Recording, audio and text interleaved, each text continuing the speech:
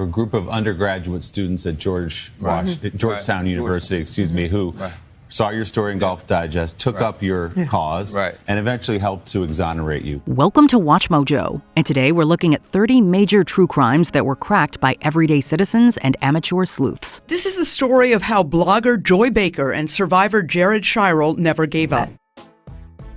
Bonnie Haim is found by her son. On one hand, Bonnie's own parents believed that she was unhappily married and willfully abandoned Michael and her son.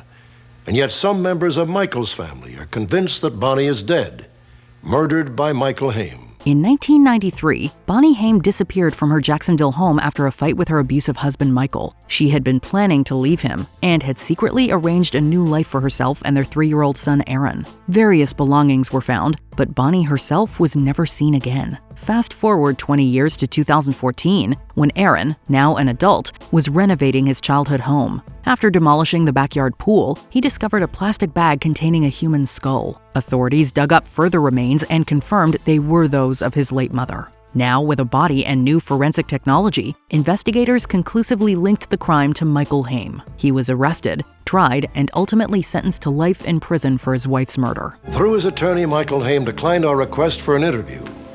He has not been formally charged with any crime. However, authorities still consider him to be the prime suspect in Bonnie's disappearance. Todd Matthews identifies the tent girl. Whether it was the dreams or his determination, Todd eventually identified tent girl as Barbara Hackman Taylor, 11 years after he first heard about her and 30 years after her murder. On May 17, 1968, Wilbur Riddle was looking for scrap along a Kentucky highway when he stumbled across the body of a young woman wrapped in canvas. No one came forward to claim her body, and she quickly faded into history as Tent Girl. In the 1980s, Riddle's daughter married Todd Matthews, and he became deeply intrigued by the mystery. When the internet appeared, Matthews scoured forums and found a missing persons post for one Barbara Ann Hackman Taylor, who disappeared in Lexington in 1967. He found and reached out to Barbara's sister, and she agreed to a DNA test. The DNA was a familial match to Tent Girl, finally identifying her as the long-missing Barbara Taylor. Once there was an announcement that this was indeed the Tent Girl, and I'll always remember those words, the Tent Girl is indeed Barbara Hackman Taylor. That was just chilling. Reddit helped solve the hit and run of Susan Rainwater. 66-year-old Susan Rainwater was struck and killed while cycling in Eatonville, Washington. With no eyewitnesses and minimal evidence, the Washington State Patrol had little to go on. The only physical clue was a small piece of black plastic found at the scene, a photo of which was shared on Reddit. One user quickly identified it as a headlight bezel from a late 80s Chevrolet Silverado. State troopers then received a tip describing a black pickup with front-end damage consistent with a collision. The truck? A 1986 Chevrolet K10. The Reddit post helped verify the tip, and police quickly found the truck and arrested its owner, Jeremy Simon. He was given a 53-month sentence as part of a drug offender sentencing alternative. A biochemist solves a medical mystery. The diagnosis, however, was stunning. Ryan had apparently been poisoned. Ryan Stallings was pronounced dead after suffering from a bizarre but serious illness. Toxicology tests revealed high levels of ethylene glycol, a chemical found in antifreeze. Naturally, medical personnel suspected poisoning, and his mother Patricia was arrested and sentenced to life. While awaiting trial, Stallings gave birth to another son. He also grew sick and showed symptoms similar to Ryan, but he was diagnosed with methylmalonic acidemia, or MMA, a rare disorder that mimics the biological symptoms of antifreeze poisoning. Their story was shown on Unsolved Mysteries and was seen by biochemist William Sly. He agreed to test Ryan's blood, and with the help of James Shoemaker, found that Ryan also had MMA. With this shocking new revelation, Patricia was released from prison. Unfortunately, we can't undo the suffering that the Stallings have endured during this entire ordeal. And I apologize to them both personally and for the state of Missouri. The internet finds the Kitten Kicker. Back in August of 2013, a video was uploaded to Vine showing a person violently kicking a kitten off their porch. The video gained significant attention when it was shared on Reddit and 4chan, and users vowed to hunt down the unknown Kitten Kicker. So that's exactly what they did. They quickly uncovered and disseminated the uploader's personal information, including his home address and phone number. They were identified as a teenager from South Carolina named Walter Easley, and he was arrested and charged with misdemeanor animal cruelty. He was sentenced to a pretrial intervention program, the details of which remain sealed. Twitter solves a hate crime. Police say social media is helping them in their effort to identify the suspects wanted in the attack of a same-sex couple in Center City. Social media can be a curse for investigators, but it can also be a blessing. Even back in 2014, police were turning to social media for help, like when they uploaded surveillance footage of a large group attacking 2 gay men in Philadelphia. User Greg Bennett quickly found photos of the group and deduced that they had been eating at a nearby restaurant. That's when a local sports commentator named Fan Since '09 took over. He and his followers banded together and used public photos on Facebook to track the assailants to a restaurant near Rittenhouse Square. Fan Since '09 then sent this info to the detective working the case, and they were successful in tracking down the suspects. But it was a picture of some of the potential suspects taken inside a Center City restaurant that led one man on Twitter to begin to put the pieces together to help identify the suspects. An events manager finds a kidnapping victim. She was in good health, but living in a backyard for the past 18 years does take its toll. In June 1991, 11-year-old J.C. Dugard was abducted in California and later had 2 children with her kidnapper, Philip Garrido. Fast forward to August 24, 2009, when Garrido brought the girls to UC Berkeley for a religious event. He and the girls went to the office of events manager Lisa Campbell, who found their behavior troubling. Garrido was, quote, erratic, and the girls, quote, sullen and submissive. She asked Garrido to return the next day and took down his name.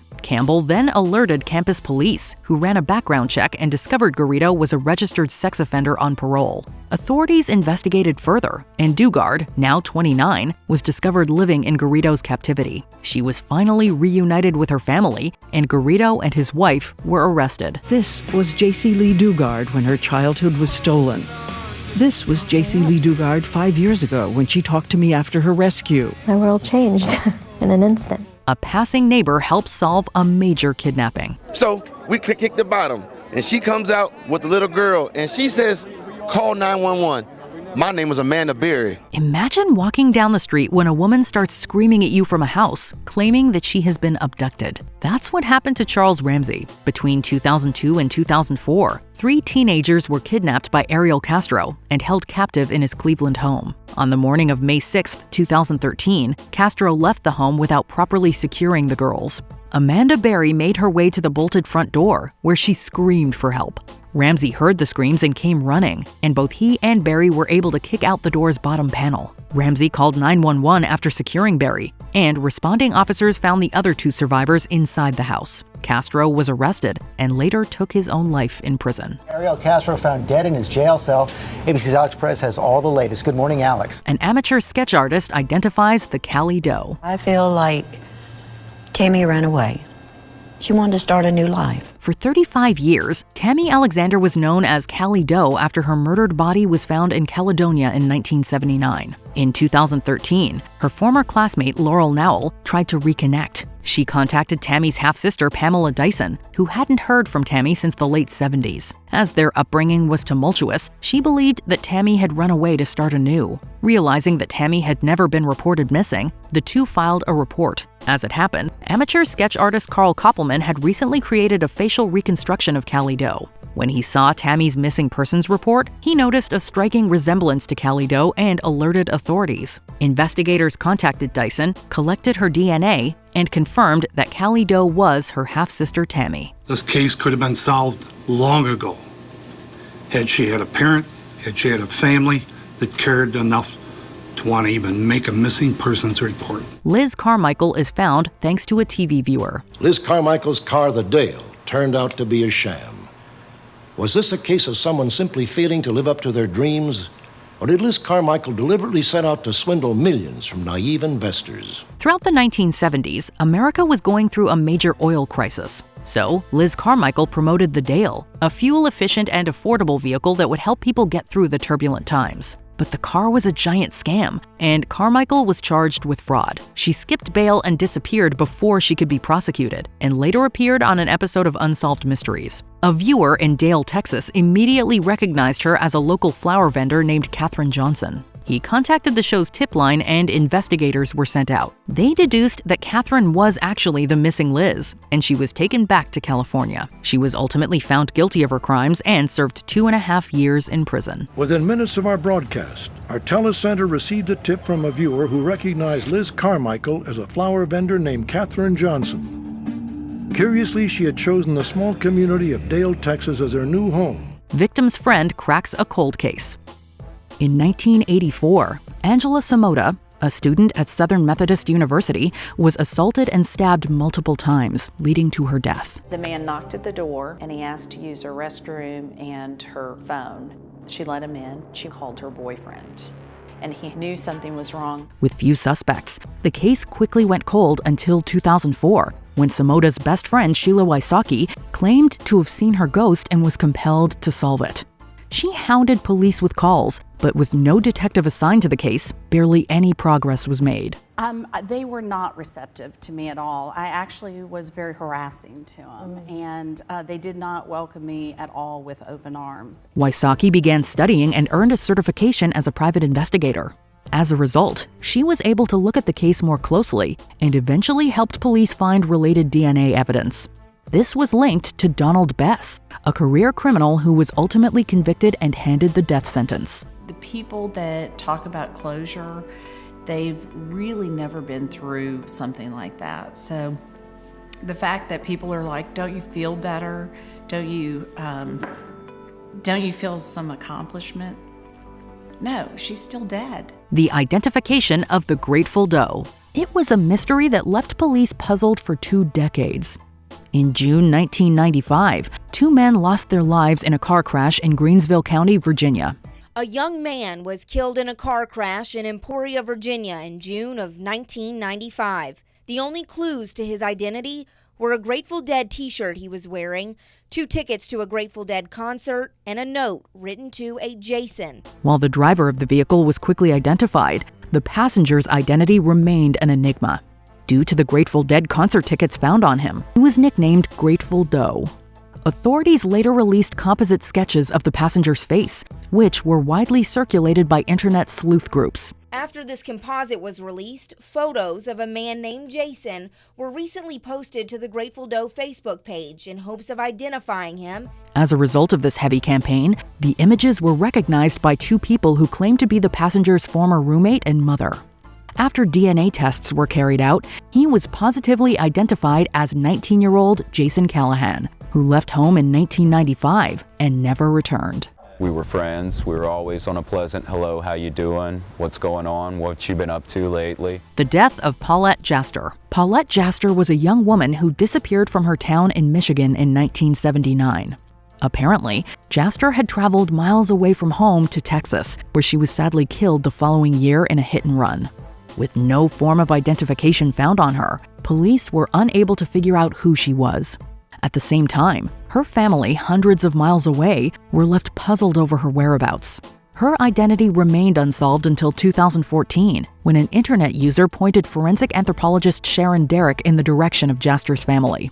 Using her old pictures, Derrick was able to confirm Jaster's identity with 3 distinctive freckles on her cheek, closing a case that had been cold for over 3 decades.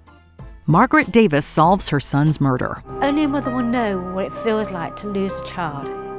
There's part of your soul that just goes out like that, and it's just filled with pain. English software engineer Stephen Davis was murdered by gunmen in his Makati, Philippines apartment in July 2002. His mother, Margaret, had a hunch that her son's wife, Evelyn, was somehow involved in his death. While the police investigation stalled and eventually turned cold, Margaret spent thousands of dollars hiring a private investigator.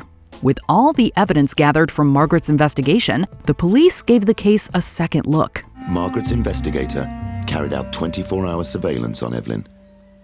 There were 2 men who paid regular visits to her home. One was Evelyn's lover. The other, his friend, another security man. It was ultimately discovered that Evelyn was having an affair with one of the gunmen and had masterminded the plot to have Stephen killed. This resulted in the conviction of Evelyn and all 3 gunmen in 2004. He loved you. I loved you. He loved you. Your children loved you. And look what's happened. Jessica Maple and the Burglars. After her late great-grandmother's house was burgled and robbed of nearly all its furniture, 12-year-old Jessica Maple cracked the case by finding key clues the police completely missed. Although officers had concluded that the burglar must have had a key to enter the house, Jessica discovered broken garage windows covered in multiple fingerprints when she returned to the crime scene with her mom. Her investigation also turned up all of the missing furniture at a nearby pawn shop, whose owner identified the men who'd brought them in. Why did you go to the pawn shop? Why would you go to the pawn shop? Well, I thought to myself, since it's a bad economy, people are going to want money. So instead of keeping the furniture, pawn shops, they give you money for selling them their stuff. Miss Maple didn't just stop there. She tracked down one of the burglars and got him to confess to the robbery. Talk about giving the cops a run for their money. Susan Galbreth takes on a brutal murder. To solve the vicious murder of Jessica Curran, Kentucky resident Susan Galbreth first sent letters to several celebrities and journalists. She was, however, only able to grab the attention of BBC reporter Tom Mangold. Mangold traveled down to Kentucky and paired up with Galbreth. Their investigation soon led them to Quincy Cross, who Galbreth actually questioned, but was unable to get a confession from. When Mangold eventually returned home, Galbreth created a MySpace page, hoping to get information from the public. Soon after, a woman named Victoria Caldwell reached out to her and confessed to being an accomplice to Curran's murder. Caldwell reached a plea deal with the authorities, in which she named Cross as the killer and only spent 6 months in prison. The hit and run of Caroli Ashb. On Halloween night 1968, young Caroli Ashb was crossing the road in Fulton, New York, when she was run over by a car. My mom had a horrible life of grief and pain because of all of this. The driver refused to stop and disappeared into the night, never to be identified for decades. Fast forward to 2013, a retired Fulton detective put up a Facebook post about the cold case.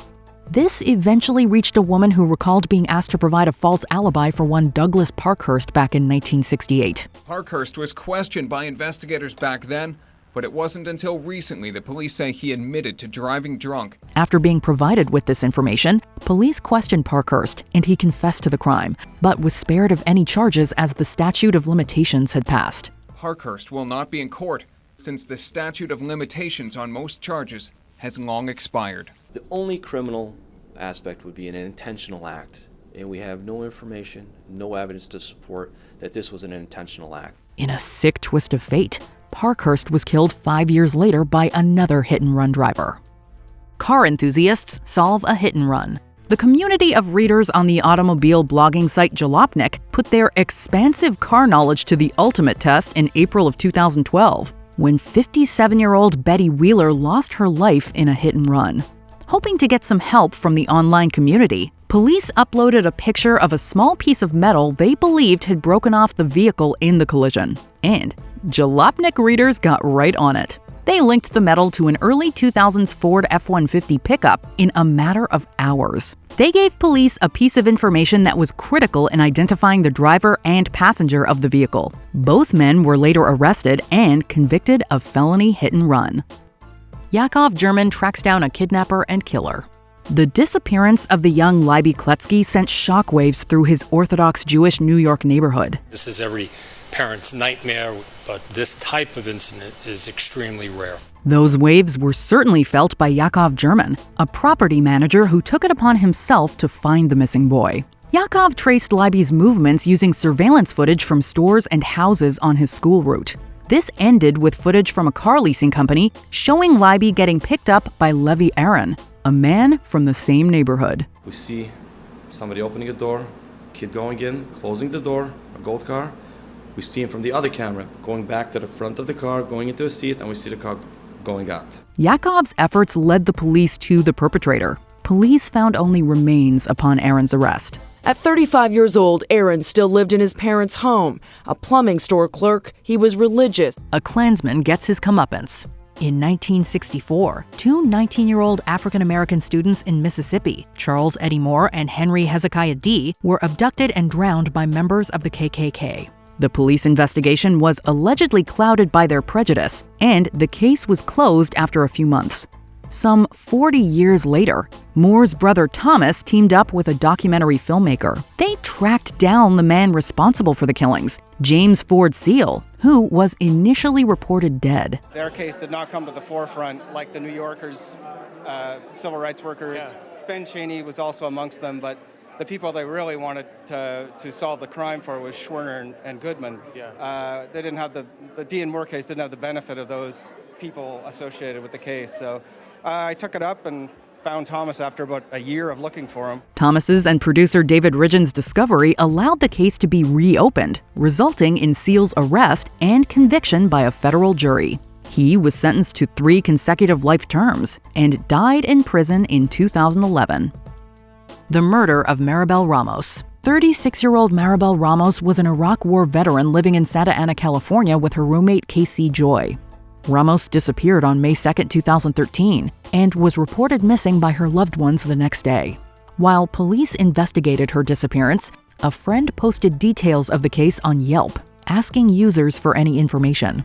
A few days later, Ramos's roommate Joy supposedly left a comment in the thread, in which he referred to the Army vet in the past tense.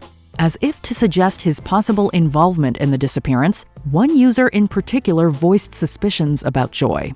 Those suspicions came true in the following days, as Ramos's body was found, and Joy was later arrested and convicted of her murder.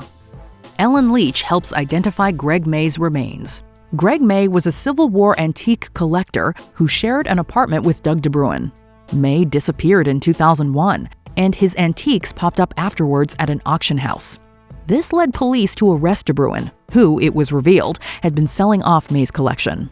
But with no sign of a body, prosecutors knew they didn't have a solid case against him. Then, in 2005, a skull was found all the way in Missouri that puzzled authorities.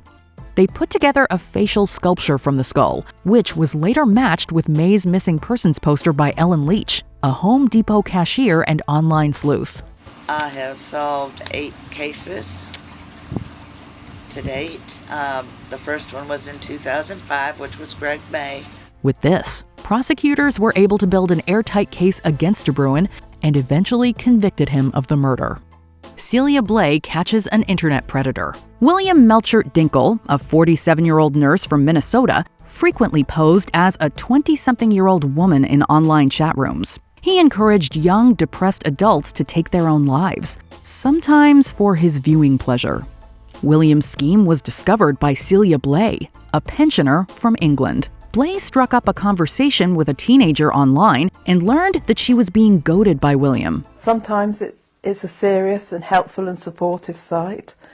Other times, there are people deliberately trying to push others over the edge. Celia devised a plan with the teenager and was able to collect evidence against William, with which she convinced U.S. authorities to lay charges.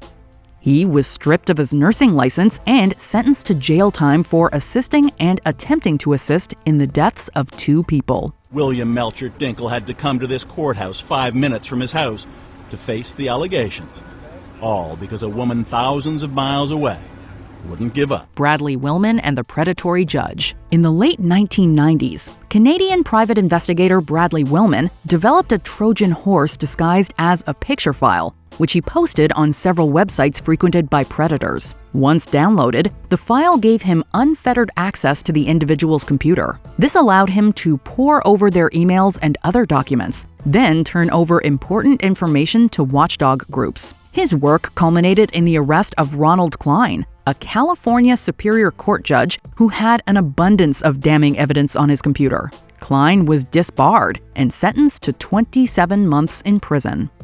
The exoneration of Valentino Dixon. In 1991, Valentino Dixon was arrested and charged with the fatal shooting of a man in Buffalo, New York.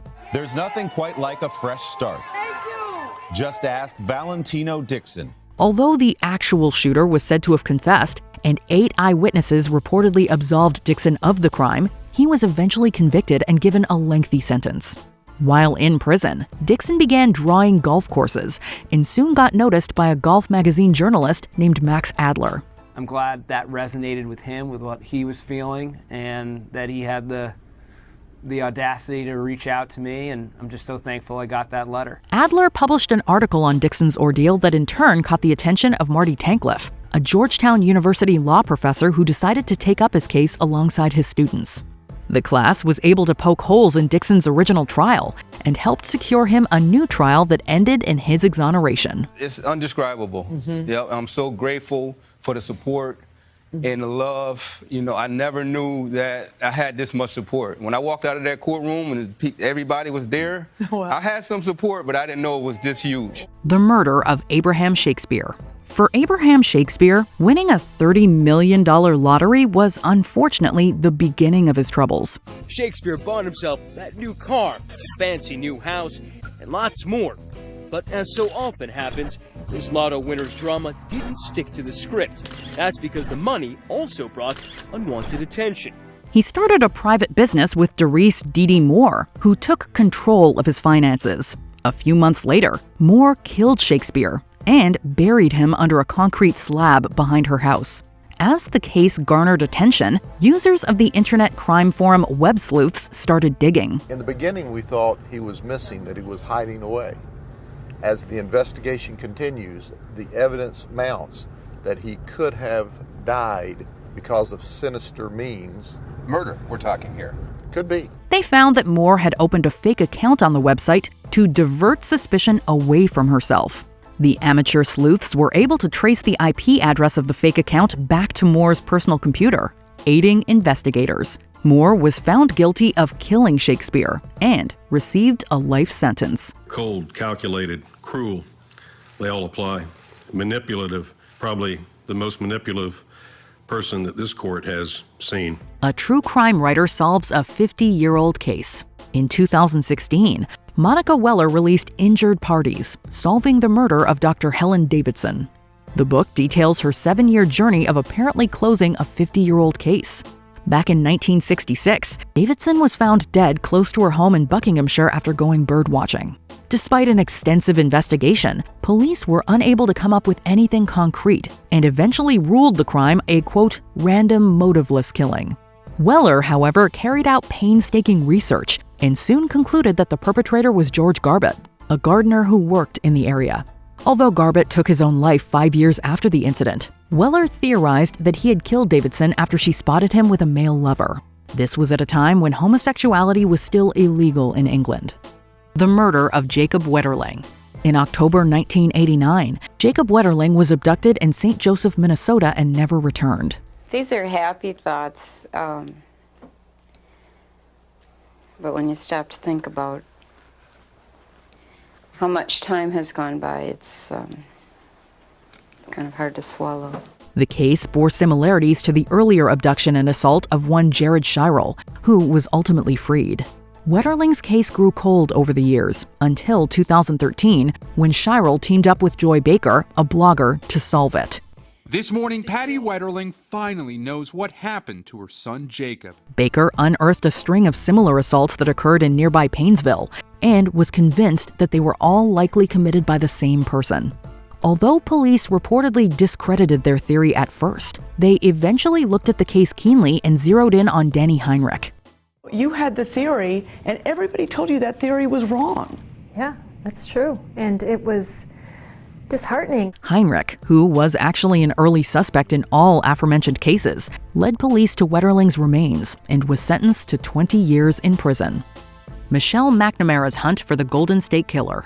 He was like a Hannibal Lecter, highly intelligent, highly sadistic, master manipulator. Joseph James D'Angelo, infamously known as the Golden State Killer, was responsible for the deaths of at least 13 people. However, the hunt for his identity would go on to claim one more life, that of Michelle McNamara. McNamara, a true crime writer, grew up fascinated with unsolved mysteries and later zeroed in on a string of cold cases that took place in California in the 70s and 80s. Her unyielding investigation turned up a library's worth of evidence. I'm so sad and full of self-doubt, and then I'm not.